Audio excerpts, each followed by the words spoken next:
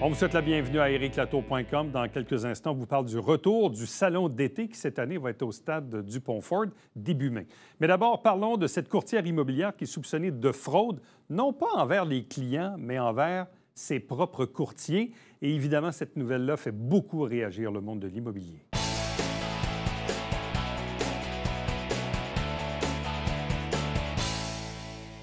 Vous savez, il y a eu une nouvelle quand même assez importante là, qui roule depuis une dizaine de jours à la radio et dans le journal concernant le monde de l'immobilier à Saint-Jean-sur-Richelieu. C'est un dossier qui actuellement est hautement judiciarisé, donc on est toujours un peu limité dans les zones où on peut aller, mais allons-y d'abord avec les faits. Ça va me prendre quelques secondes, mais je veux quand même qu'on mette la table avant de vous présenter nos deux invités. Jeudi, le 30 mars dernier, à midi, Boom FM, sous la plume de son journaliste Ghislain Plourde, nous apprenait que la courtière immobilière et propriétaire de Royal-Lepage, Origine, était visée par une enquête de fraude.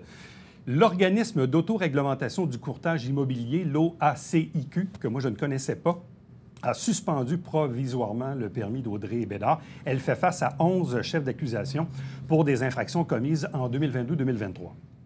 En gros, je résume, on lui reproche d'avoir utilisé plusieurs centaines de milliers de dollars à des fins personnelles de l'argent qui était destiné à d'autres fins, notamment les commissions de ses propres courtiers. La maison mère de Royal-Lepage a confirmé avoir résilié l'entente avec la franchise Origine, qui était détenue par Audrey Bédard. Il faut savoir également que la police de Saint-Jean-sur-Richelieu a reçu une plainte pour une fraude dans le milieu de l'immobilier, plainte transférée à l'Escouade des crimes économiques de la Sûreté du Québec. La SQ poursuit son enquête, rencontre des témoins sans notamment confirmer qu'il s'agit bel et bien d'Audrey Bédard. Une semaine plus tard, le Canada français, sous la plume de Stéphanie McFarlane, nous apprenait aussi que la suspension d'un permis d'un courtier immobilier est quelque chose d'assez rare et un peu extrême, mais l'organisation, l'OACIQ, l'a fait un peu pour tenir compte de la gravité des accusations. Et puis, on apprenait également le 6 avril, toujours Ghislain Plourde de Boom FM, qui revenait, selon ses sources, qu'au moins 37 courtiers immobiliers seraient des victimes présumées d'Audrey Bédard et non pas les 3 qu'on voit uniquement dans les 11 chefs d'accusation. En date d'aujourd'hui, Audrey Bédard n'est coupable de rien. Elle est innocente jusqu'à preuve du contraire et on verra la suite de ce qui va se passer devant l'organisme. Mais évidemment, cette histoire crée beaucoup de remous dans le monde de l'immobilier. Les commentaires sur les médias sociaux, les gens qui mélangent un peu tout, qui pensent que c'est une fraude qui vise le public alors que ça vise ses propres courtiers. 2 d'entre eux ont accepté d'exprimer un peu leur opinion sur ce qui se passe en ce moment.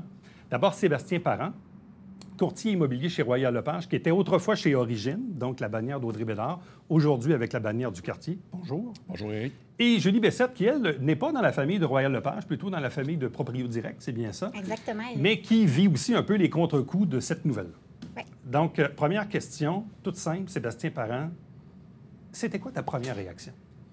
Bien, en fait, c'est sûr que, tu sais, ça nous a pris de court. Audrey, on ne s'attendait pas pantoute que ça pouvait faire quelque chose comme ça, finalement. Là. Ça nous a tous pris par surprise, finalement, là, cette situation-là. Bon. En même temps, et là, évidemment, on sait qu'il y a plusieurs courtiers qui sont visés, que les victimes ne sont pas le public, mais bien les courtiers eux-mêmes. Sébastien, t'en fais partie. À partir de ce moment-là, toi, qu'est-ce que tu fais? Tu continues d'opérer quand même? Bien oui, bien sûr. Oui. Parce que dans le fond, on n'a absolument rien fait. Là, finalement, là, ça appartient tout du côté comment que elle a géré ces choses. Nous, on est vraiment les victimes par rapport à ça. Là. Puis c'est important que les clients, eux, ne sont pas du tout victimes de ça. Puis c'est ça qu'en fait, là, j'avais pas aimé là, du journal, qu'est-ce que ça avait été véhiculé. Là, on n'avait pas l'impression de ça. Bien, en fait, c'est que la une, ce qu'elle montrait, c'est qu'elle était visée par une enquête de fraude d'1 demi-million. Mm-hmm. Bon, mais c'est sûr que malheureusement, les gens ne lisent pas toujours les textes au grand complet. Quand on lit le Non. texte, on comprend que c'est les courtiers qui sont visés et non pas le public comme tel. Julie Bessette, réaction de votre côté. Bon, vous n'êtes pas dans la bannière Royal-Lepage, Exact. mais vous êtes dans le monde de l'immobilier également. Tout à fait. C'est quoi l'impact que cette nouvelle-là a sur l'industrie? Bien, c'est énorme, Éric, un genre de nouvelle comme ça, puis surtout une nouvelle qui est peut-être mal diffusée, puis c'est important d'informer les gens comme il faut. Tu sais, les clients sont toujours restés très importants pour nous, puis on est des bons courtiers. Puis même si je fais pas partie, j'ai déjà fait partie de la grande famille Royal Lepage, j'en suis restée fière, je suis pas partie en mauvais termes. On est proprio direct maintenant, mon mari et moi, puis ça va bien. On n'a pas été touchés directement, mais par collaboration, par solidarité, c'est important de parler de ce sujet-là, puis d'informer les clients de la réelle situation et de qui a été floué par cette situation-là. Bon. Moi, il y a quelque chose que je ne connaissais pas dans votre industrie. Bon, dans le monde des planificateurs financiers, on se rappelle, suite à ce qui s'est passé avec Vincent Lacroix, il y a eu création de l'AMF, l'Autorité des marchés financiers. Dans le monde de l'immobilier, qui gère ça? Qui délivre des permis? Comment ça fonctionne dans votre industrie? Bien, il y a l'OASIC qui est là, il y a la FARCIC qui est là aussi pour nous de notre côté. Mais tu sais, clairement, il y a quelque chose qu'il faut qu'il soit fait davantage là, de ce côté-là, finalement. Oui, parce que, tu sais, la FARCIC, l'OASIC, tout ça protège le client à 100 %. Nous, on paie des assurances, on paie nos permis, on passe des formations sans cesse. À tous les ans, on suit plusieurs formations pour être à l'affût, être au courant.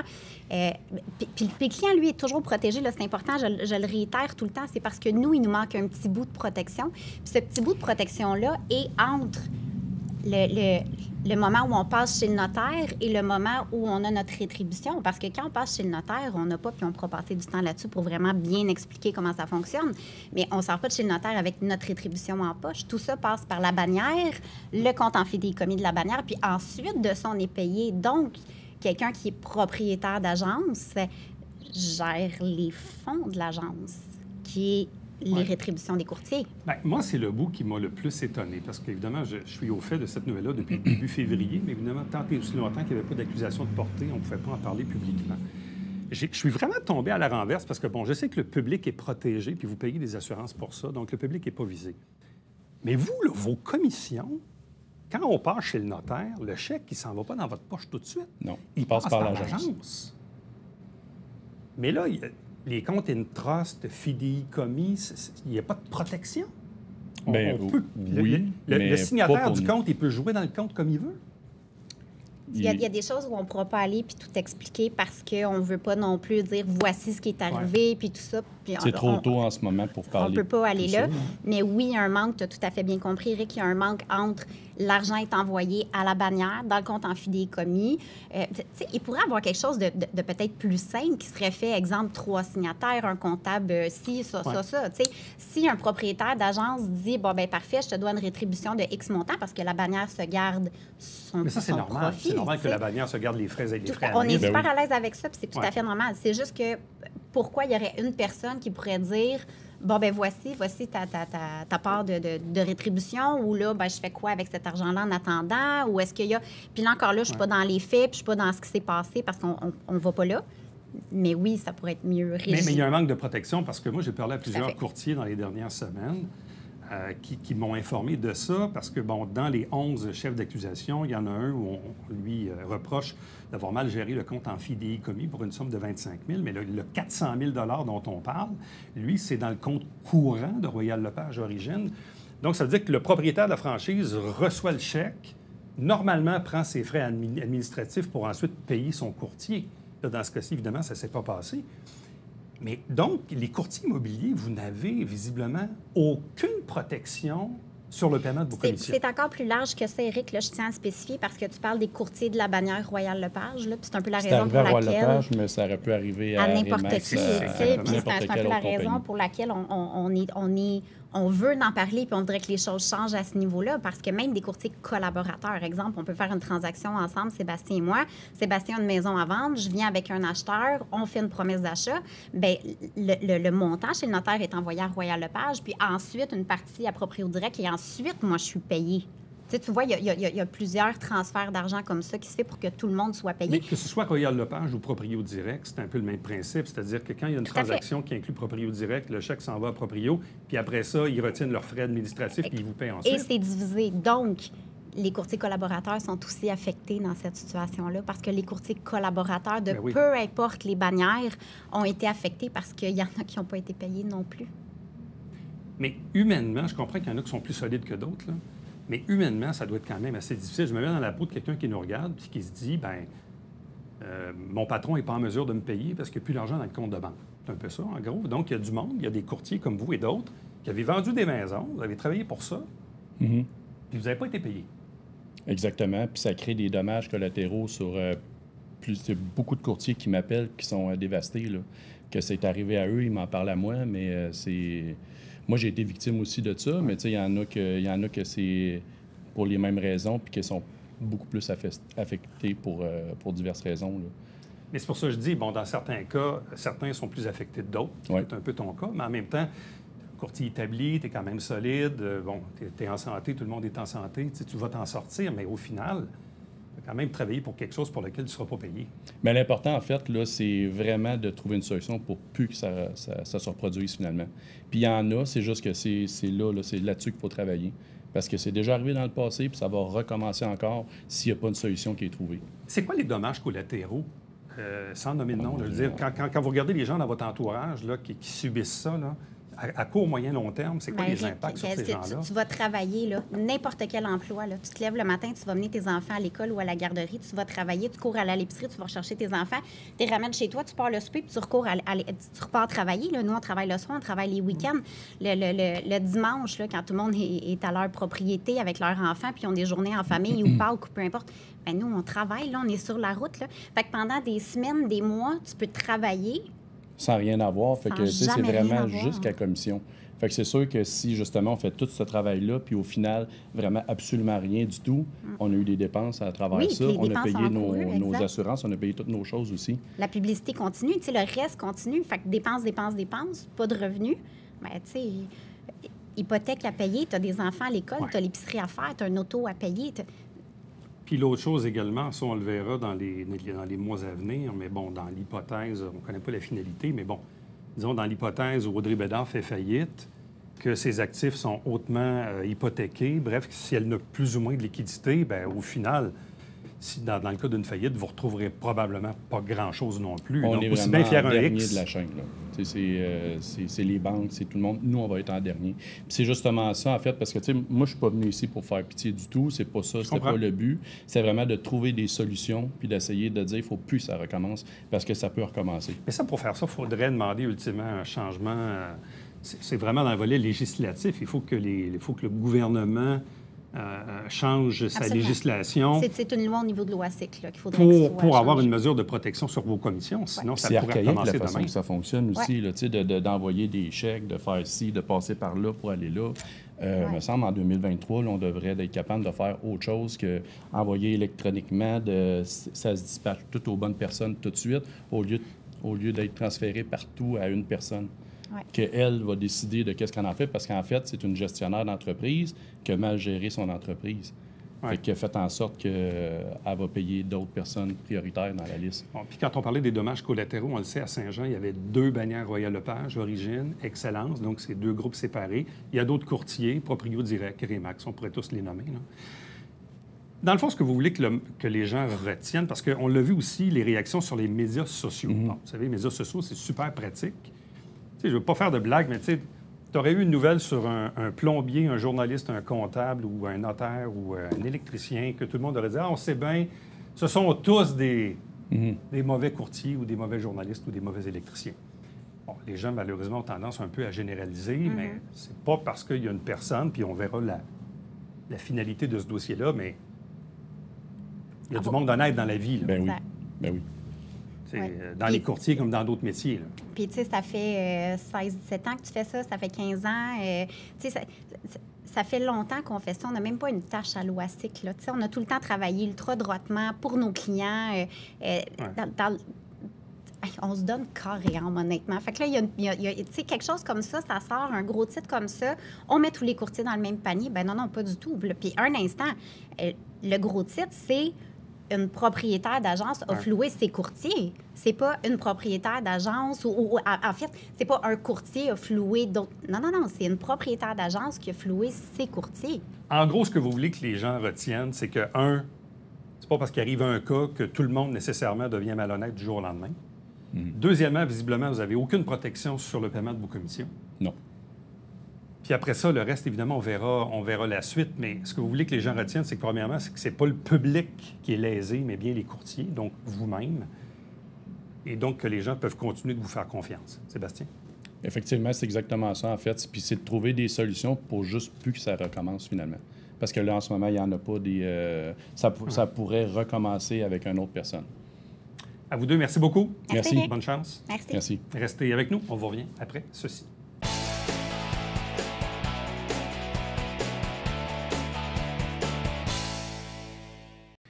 Salut, ici Alexandre Baudouin. Et François Trépanier. François, cette semaine à Sport Express. On parle d'arts martiaux mix avec notre combattant préféré, Michael Dufort, qui est avec nous. Et à côté de son nom, il y a le mot résilience dans le Oui, dictionnaire. vraiment. Ne manquez pas ça.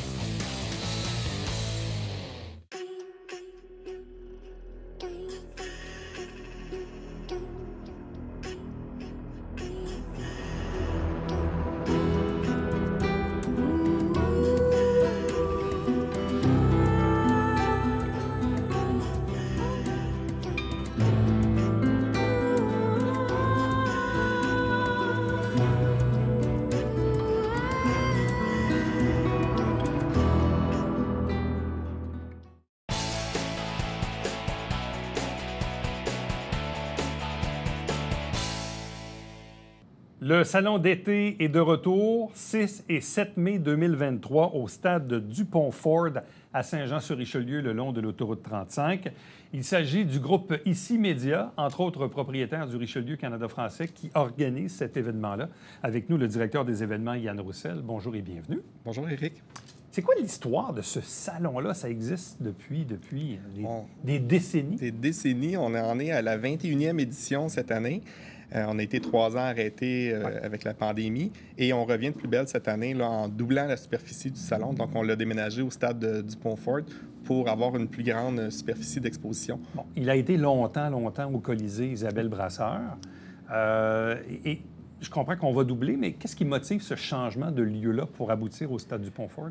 Bien, en fait, le fait d'avoir un terrain rectangulaire va être beaucoup plus facile pour faire le montage des exposants. Et on a voulu ajouter des zones. Donc, on a ajouté la zone véhicule cette année qui va offrir là, autant du VTT, du motorisé que du véhicule. On ajoute la zone conférence aussi. Donc, on aura des conférences sur les 2 jours. La zone parents-enfants, maternité, la zone tendance jardin. Donc, on a vraiment ajouté des sections pour vraiment rejoindre les besoins de tous les visiteurs. On parle de combien de pieds carrés au total? 65 000. 65 000 Oui. pieds carrés? Oui. Ça, c'est le double de ce qu'on avait avant? C'est le double de ce qu'on avait au Colisée. Puis la dernière année, on l'avait fait à l'Arena sur le boulevard Gouin aussi, qu'on avait dû mettre des exposants à l'extérieur. Donc là, tout le monde va être à l'intérieur et on double la superficie. Bon, en même temps, c'est un endroit qui est assez accessible. Puis on le sait aujourd'hui que les arénas, que les glaces, c'est un peu compliqué, là, d'autant que le Colisée est quasiment ouvert 12 mois par année maintenant. Donc, au stade, donc une nouvelle place. Évidemment, il y a eu la pause obligée de la pandémie. Oui. Est-ce qu'il y avait de ces clients là, qui, dans les années passées, participaient au salon, qui tapaient du pied un peu, qui avaient hâte que cet événement-là revienne? Aviez-vous de la demande, autrement dit? Oui, on avait de la demande pour le retour. Quand on a sollicité les clients qui étaient là à la dernière édition, on a vu qu'il y avait un engouement pour revenir. C'est sûr qu'en annonçant aussi les nouvelles zones, on a pu aller chercher des nouvelles entreprises. On va avoir beaucoup d'artisans, de produits du terroir, toutes les boutiques pour les enfants, les bébés, etc. Donc, on a pu aller chercher de la nouvelle clientèle aussi pour satisfaire les visiteurs. Donc, on a vu un engouement. C'est quoi l'importance d'un événement comme celui-là pour les commerçants eux-mêmes qui achètent là, des kiosques là, pour se présenter? Bien, c'est une super belle visibilité. Les dernières statistiques qu'on avait en 2019, c'était 6 000 visiteurs sur 2 jours. Donc, on peut penser que cette année, on va frôler le 8 à 10 000, étant donné qu'on a été 3 ans arrêtés, qu'on double la superficie. Le plan de communication médiatique est beaucoup plus important cette année aussi. Donc, c'est une énorme visibilité pour les exposants. Et le fait qu'on combine avec plusieurs zones, bien, les visiteurs qui viennent, disons, pour voir un véhicule, bien, vont passer dans la zone parents-enfants. C'est un circuit qui est ce qu'on appelle un trajet forcé. Donc, les gens vont passer, vraiment faire le slalom et voir tous les exposants. Donc, c'est une visibilité garantie pour tous ceux qui prennent un kiosque. Parce que souvent, on regarde ça, bon, nous, on est proche de Montréal, mais on n'est pas trop proche non plus. Bon, quand il y a des salons, c'est à la Place Bonaventure, c'est au Palais des Congrès, des fois, c'est au Stade olympique. Mais visiblement, il y a toujours un engouement pour ce genre d'événement-là. Et ici, localement, effectivement, au Colisée, ça a toujours été de bons succès. Bon, des fois, on dit la météo, des fois, joue un peu là-dedans, là, tout dépendamment s'il fait super beau ou pas beau du tout. Mais ça, la météo, malheureusement, on ne contrôle pas ça. Qu'est-ce que vous dites au public sur le fait de mettre à leur agenda que le 6 et 7 mai, il faut qu'il y ait... faut arrêter Ça va prendre quoi, 2 heures, 3 heures, faire le tour? C'est quelques heures, là, dépendamment si les gens vont assister à une conférence ou non. Les conférences, c'est 1 heure, donc ça va être environ 2 heures, 2h30 faire le tour si on veut assister à une conférence aussi. En fait, c'est l'événement pour aller chercher des références pour les projets de rénovation, pour acheter une nouvelle voiture, pour des services aux citoyens, des services pour les nouveaux parents. Donc, on en a vraiment pour tous les goûts. Et en plus, bien, on est le seul salon de la région, et même à Montréal, que l'entrée est gratuite pour les visiteurs. Donc, les gens qui veulent juste venir faire un tour, qui n'ont pas trop d'attentes, qui n'ont pas nécessairement de projet pour cette année, mais peuvent quand même venir faire un tour, venir voir des nouveaux commerçants de la région, principalement du Haut-Richelieu. Puis l'entrée est gratuite. On a des super beaux prix de présence en plus cette année. Bien, ça, c'est important. J'y arrivais à l'entrée gratuite parce qu'en faisant la recherche ce matin, je voyais dans les publicités, effectivement, entrée gratuite, entrée gratuite. Parce que parfois, dans certains cas, on donne des billets à l'avance, mais là, rendu sur place, si on ne l'a pas, il faut payer. Ou comme on dit dans le cas de Montréal, généralement, ce sont tous des salons payants. Est-ce que c'est un pari risqué pour vous de déterminer, de dire, nous, on fait le pari qu'on y va avec une entrée gratuite, vraiment? Bien, on a vraiment voulu miser sur l'accessibilité pour les citoyens, pour les visiteurs. Donc, on s'est dit, on préférait le mettre gratuit pour tous que de dire, bon, on donne des billets, puis là, gérer les billets en circulation, puis là, quelqu'un arrive à la porte, oublié à la maison, obligé de faire payer. Donc, en le mettant gratuit pour tous, bien, on le rend beaucoup plus accessible aux visiteurs. Et c'est une garantie aussi pour les exposants qui investissent dans leur salon de dire, bien, on va avoir une plus grande clientèle, plus grande visibilité parce que l'entrée, justement, est gratuite. Monsieur, madame, tout le monde qui, le samedi matin, finalement, se cherche une activité pour le week-end, bien, peuvent passer faire un tour. On est moins obligé de le prévoir à l'avance à ce moment-là. C'est clair, net et précis. C'est gratuit. C'est gratuit. On ne se pose pas la question, on a-tu le billet, on n'a pas le billet. Exact. C'est gratuit. Il y a combien d'exposants? On devrait frôler un petit peu plus que 150 exposants cette année, là. Donc, on double encore une fois le nombre d'exposants avec les nouvelles zones. Il reste encore des kiosques dans chacune des zones disponibles. Le fait qu'on a grossi beaucoup, ça nous permet là, d'aller chercher de la nouvelle clientèle parce qu'on a quand même les récurrents qui sont là chaque année. Mais on devrait être plus de 150 exposants. 150 entreprises différentes parce qu'il y a près de 275 kiosques en tout, là. Bon, oui, parce que là, il y a des entreprises aussi qui, selon l'espace, vont acheter 1, 2, 3, 4 kiosques. Le plus gros, ça se trouve être qui là-dedans? Le plus gros, c'est une entreprise en construction qui a pris 14 kiosques. 14? Oui, en fait, qui, eux, sont venus avec toute leur division, autant de toiture qu'isolation. Mais on en a beaucoup là, qui prennent des 4, 5, 6 kiosques. On a des entreprises aussi qui ont des services dans différentes zones, donc qui ont décidé de prendre un kiosque dans chacune des zones pour avoir une récurrence dans la visibilité. Je pense entre autres à Canadian Tire qui en a pris dans plusieurs zones pour être visible dans chaque thématique. OK. Donc, plusieurs kiosques et exposants, mais quelqu'un qui nous regarde en ce moment, qui se dit « Ah, c'est vrai, ouais, finalement, ça me tenterait peut-être d'y aller. » Donc, il reste encore de la place. Il reste de la place dans presque toutes les zones. Bon. Quand on parle des fameuses zones, là, au total, il y en a... Il va y avoir 6 zones. 6. Oui. Par thématique? Par thématique, oui. Donc, si on les regarde... La première zone, tous les goûts, donc tout ce qui est produits du terroir, artisans, services aux citoyens. La zone 2, qui est la zone parents, enfants, maternité, qui est une nouveauté. Zone 3, habitation, donc tout ce qui est construction, rénovation, vente, chalet. La zone 4, qui est tourisme et plein air, donc quoi faire durant nos vacances. La zone 5, qui est la nouvelle zone véhicule. Zone 6, qui est tendance jardin, donc le outdoor ring, le spa, la cour arrière. Et on a ajouté la zone conférence. Et en plus, cette année, on a le petit salon, donc qui est un espace garderie que les parents peuvent gratuitement laisser les enfants dans une zone garderie le temps d'aller faire la visite du salon. Il y a également un salon d'allaitement qui va être ajouté cette année dans la zone parents-enfants. OK. Donc, plusieurs zones au rendez-vous, notamment pour les enfants. Ça peut être utile des fois pour les parents. Ça peut être un frein de dire je vais aller me promener un petit 2-3 heures. Des fois, les enfants trouvent ça un peu long. Fait que ça peut être sécurisant. On a fait référence aux fameuses conférences. Qui seront les conférenciers? En fait, on a plusieurs partenaires du salon qui vont offrir des conférences, dont l'ACQ qui va donner des conférences. On a CCLM qui va également donner une conférence avec les vélos électriques. Et on a des conférenciers invités, dont Marthe Laverdière qui va être là le dimanche de donner une conférence sur l'horticulture. Et le samedi, on a Stéphanie Lévesque qui fait les rénovations dans Vendre ou Rénover Québec, qui fait des chroniques à Salut Bonjour à la presse, qui va venir donner une conférence aussi sur les rénovations sans se ruiner. Bon, parlez-nous un peu des partenaires aussi qui supportent tout ça. Oui, le salon cette année est une présentation de l'ACQ Montérégie qui, bien sûr, présente également la zone habitation. On a Boom 104.1 à Saint-Jean qui est le présentateur de la zone 1 qui va être live aussi durant les 2 jours du salon, là, qui va faire des petites capsules. La zone parents-enfants est une présentation de IGA Extra Gladu à Saint-Jean. La zone tourisme plein air, c'est Cycle LM avec les vélos électriques qui présente la zone. La zone véhicule, c'est Coupal Brassard Mitsubishi à Saint-Jean qui va être présentateur. Et la zone tendance jardin est avec le piscine Super Fitness de Saint-Jean. L'espace conférence est présenté par LAPS Son et Musique, qui est notre fournisseur en audiovisuel. Et le petit salon, la nouveauté pour les enfants, c'est J'adore les fêtes. Donc, la nouvelle division de production J'adore à Saint-Jean, qui a ouvert une division fêtes d'enfants qui va venir s'occuper des petits bouts de chou. Donc, le salon est accessible le samedi de 9 à 17 heures et le dimanche de 10 à 16 heures. Exact. Il y a quand même pas mal de place pour se stationner. C'est pas un enjeu, ça? Non, il y a beaucoup d'espace de stationnement. Bon. Stade Dupont-Ford à Saint-Jean-sur-Richelieu, c'est le long de l'avenue du Parc, le long de la voie de service, dans le fond, de l'autoroute 35. Donc, c'est le retour du salon d'été 2023 après 3 années d'absence due à la pandémie. On a doublé la superficie, on change de place parce qu'on s'en va au stade. Et bien sûr, aller faire un tour durant cette fin de semaine. Et bien sûr, l'entrée est gratuite. Yann Roussel, merci beaucoup. Merci, Éric. Bonne chance. Merci. Restez avec nous. On vous revient après ceci.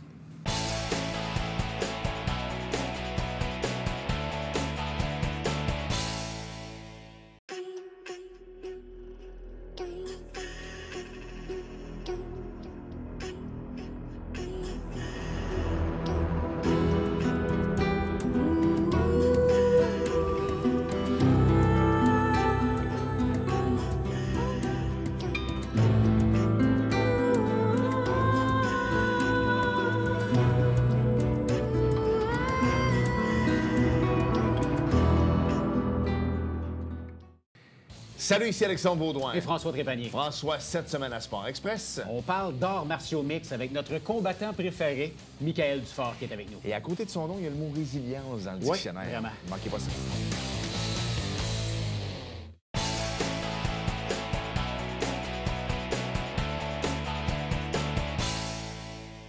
La Société nationale des Québécois Richelieu-Saint-Laurent va tenir son assemblée générale annuelle. C'est le 15 avril prochain. Si vous avez de l'intérêt, vous pouvez bien sûr leur écrire pour vous inscrire et être présent à l'occasion de cet AGA de la SNQ Richelieu-Saint-Laurent. À demain. Bye-bye.